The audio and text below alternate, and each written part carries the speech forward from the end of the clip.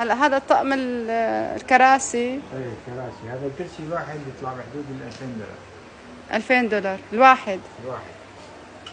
ما شاء الله. هي المزهرية الكبيرة يعني 125 مليون. 125. يعني تقريبا شي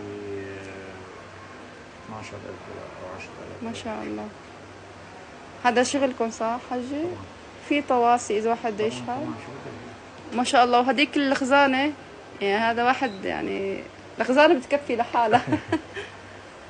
يعني هي الخزانة تقريبا بحدود 5000 دولار. $5000.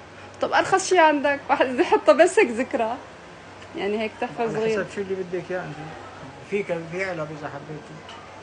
علب لا عندي، بس بدي يعني شغلة. ما شاء الله. هذا الكرسي كتير حلو. هذا الشطرنج كمان حلو. كم سعره حجي؟ الشطرنج هذا 1.5 مليون يروح على حاله. القطعة. الرقعة. شو يعني الرقعة؟ أيوة. بدون حجارتها. بدون حجار. الحجار بتنقي اللي بدك اياه، في عندك في ألمنيوم، في نحاس، في خشب، في نحاس يدوي. ما شاء الله.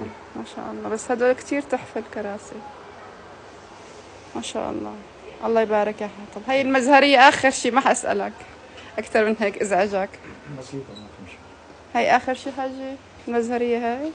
هاي المزهرية يعني بتطلع بحدود ال 500 دولار. ما شاء الله. أنا يمكن آخذ وحدة صغيرة هدول ما في مشكلة بدك. قد إيه سعرها حجي؟ هي بترجع 1.2 مليون ومئتين. إيه بتكفي.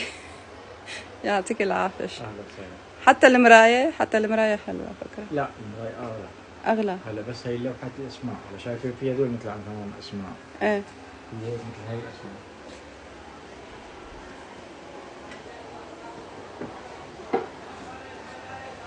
ما شاء الله.